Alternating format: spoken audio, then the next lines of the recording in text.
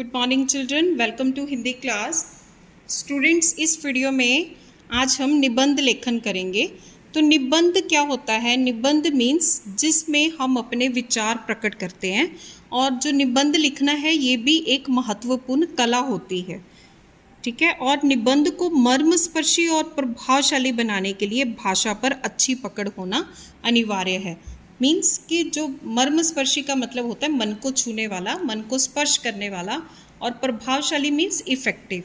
तो उसे मर्मस्पर्शी और इफेक्टिव बनाने के लिए सबसे पहला रूल तो ये हो गया कि आपकी भाषा के ऊपर अच्छी पकड़ होनी चाहिए।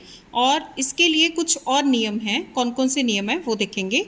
फर्स्ट वन, शब्द सीमा का ध्यान रखना चाहिए कि जो शब्द हैं वो लिमिटेड होने चाहिए। और निबंध को मुख्य मुख्य बिंदुओं में बांटना चाहिए। मुख्य मुख्य बिंदु मीन्स कि जैसे उसको पैराग्राफ वाइज उन्हें डिवाइड कर लेना चाहिए कि जैसे आप इंट्रोडक्शन में क्या देंगे, बीच में क्या देंगे, या फिर उसका कंक्लूजन क्या होगा, मीन्स निष्कर्ष क्या होगा। तो अनावश्यक बातों से निबंध को विस्तृत नहीं करना चाहिए। जो निबंध है उसमें अनावश्यक मीन्स अननेसेसरी बातें नहीं होनी चाहिए। और उसकी जो भाषा है सरल और सारगर्भित होनी चाहिए, इजी लैंग्वेज में होना चाहिए। और विराम चिन्हों का आवश्यकता अनुसार प्रयोग आवश्यक है। मीन्स विराम चिन्ह भी यूज़ करने हैं। जहाँ पर आवश्यक हो दोहे, शेरो शायरी या किन्हीं गीतों के बोल निबंध को जीवंत बना सकते हैं कि अगर ज़रूरत पड़े तो उसमें दोहे वगैरह भी दे सकते हैं। और उपसंहार के अनुच्छेद में सारांश को प्रविष्ट करें। मीन्स जो उसका कंक्लूजन है वो उपसंहार के रूप में लिख सकते हैं। और निबंध लिखने से पहले उसकी अच्छाइयों बुराइयों के ऊपर चिंतन कर लेना चाहिए। मीन्स कि जैसे जिस भी टॉपिक के ऊपर आप निबंध लिख रहे हैं तो उसके बारे में अच्छी तरह से सोच लेना चाहिए।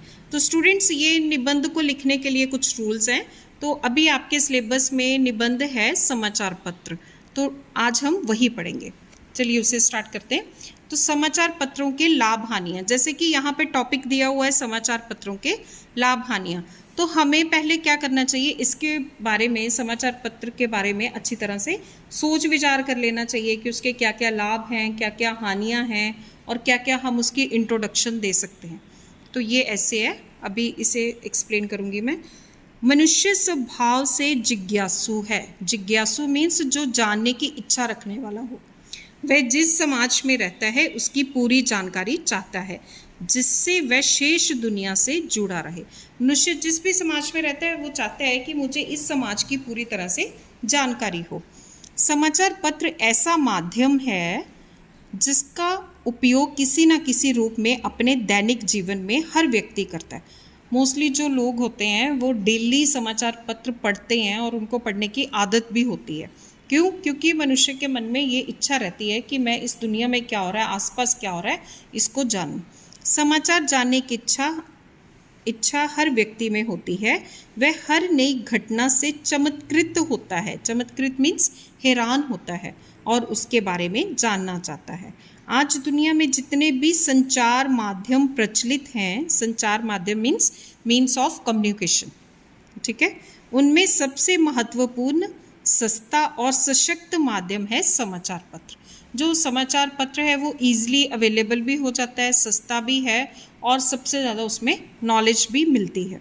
प्रत्येक सुबह नींद से जागते ही मनुष्य को यदि सबसे आगे बढ़कर कुछ देखने की उत्सुकता और प्रतीक्षा रहती है, उत्सुकता मीन्स एक्साइटमेंट, प्रतीक्षा मीन्स वेट, इंतज़ार रहता है, तो वह है समाचार पत्र। गणतंत्र दिवस, ठीक है, 26 जनवरी और 15 अगस्त स्वतंत्रता दिवस के दूसरे दिन जब समाचार पत्र छुट्टी के कारण नहीं मिलता तो बड़ा सूना सूना सा लगता है। जैसे आपको रूटीन में आदत है समाचार पत्र पढ़ने की, तो अगर छुट्टी वाले दिन कभी समाचार, देखिए जो समाचार पत्र है उसकी छुट्टी कभी कभी होती है, तो इसलिए ये यहाँ पर 2 दिन मेंशन किए गए हैं, एक तो गणतंत्र दिवस और स्वतंत्र दिवस। जब नहीं मिलता तो सूना सूना लगता है, ऐसा लगता है जैसे एक बड़ा काम ही ना हुआ हो। Next page. समाचार पत्रों से समाज सदा लाभान्वित होता है। मीन्स फायदा ही होता है। देश विदेश घटनाओं की नवीनतम जानकारी समाचार पत्रों से मिलती है। मीन्स जो भी कुछ नया हो रहा है समाज में या फाइनेंशियली कोई प्रॉब्लम आ रही है, या और भी आसपास के देशों में क्या कुछ हो रहा है, वो सब हमें समाचार पत्रों से पता चल जाता है। और ये कुरीतियों, अंधविश्वासों, अत्याचारों और भ्रष्टाचारों को रोकने का प्रबल साधन भी है।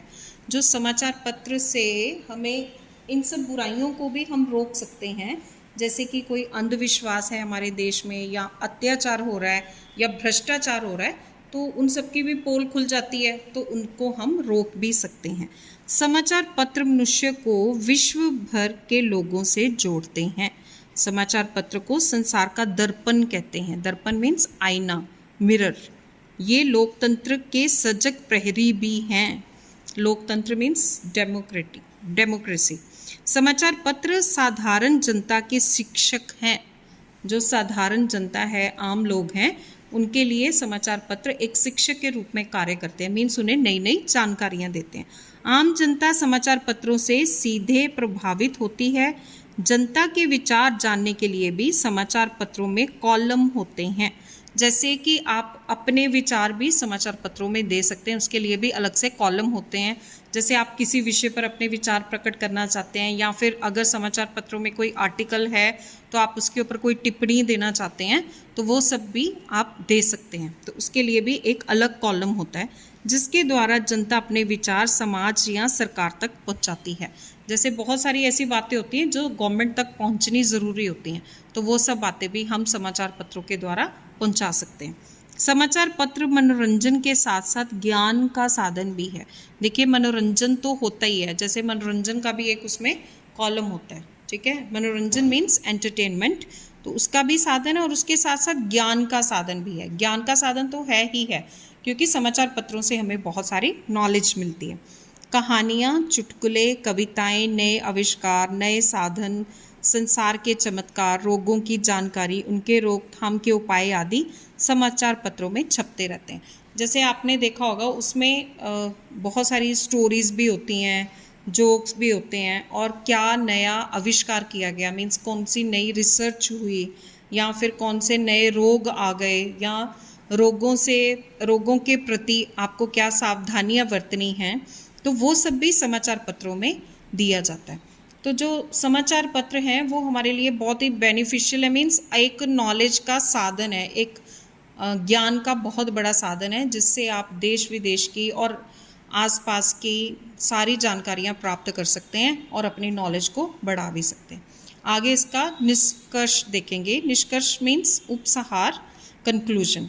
निष्कर्ष ये है कि समाचार पत्र हर पल हमारे साथ रहता है।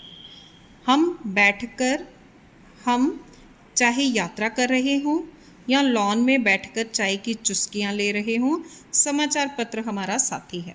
आपने देखा होगा, लोग जैसे ट्रैवल करते हैं तो टाइम पास करने के लिए समाचार पत्र होते हैं। ट्रेन में कई लोग ऐसे होते हैं जो डेली अप एंड डाउन करते हैं, ट्रेन्स में, बसेस में, तो मोस्टली लोग अपना टाइम पास करने के लिए क्या नॉलेज भी गेन कर सकते हैं। नॉलेज गेन करने के लिए या आसपास की जानकारियाँ प्राप्त करने के लिए वो समाचार पत्र पढ़ते हैं। और कई लोग सुबह उठते ही चाय के साथ में समाचार पत्र पढ़ते हैं। कुछ समाचार पत्र कभी कभी अपने तुच्छ स्वार्थों की पूर्ति के लिए खबरों को तोड़ मरोड़ कर छापते हैं तथा धर्म, जाति, भाषा आदि के नाम पर लोगों की भावनाओं से खिलवाड़ करते हैं। कुछ समाचार पत्र ऐसे भी होते हैं जो गलत खबरें छाप देते हैं, जिससे कि धर्म, जाति, ठीक है, भाषा आदि के नाम पर लोगों की भावनाओं से खिलवाड़ करते हैं। क्योंकि हर कोई अपने धर्म, अपनी जाति और अपनी भाषा के प्रति बहुत गर्वित महसूस करता है, लेकिन अगर कोई इन सब चीज़ों के बारे में कुछ गलत बोलता है तो वो उनकी भावना को ठेस पहुंचाने के बराबर है।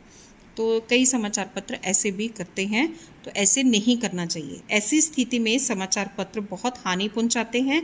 समाचार पत्र के मालिक तथा संपादकों का ये दायित्व है, मीन्स ये उनकी जिम्मेदारी है या रिस्पॉन्सिबिलिटी है कि देश के प्रति वे अपने कर्तव्यों को समझें, कि हमें कभी भी किसी की भावनाओं से, किसी के इमोशन से खिलवाड़ नहीं करना चाहिए, उनकी जाति, धर्म, भाषा आदि से खिलवाड़ नहीं करना चाहिए।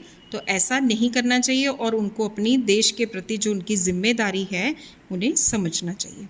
तो स्टूडेंट्स ये आपका ऐसे है समाचार पत्र के लाभ हानियाँ, तो आप इसे लर्न करेंगे एग्ज़ाम्स के लिए। Thank you children, God bless you all.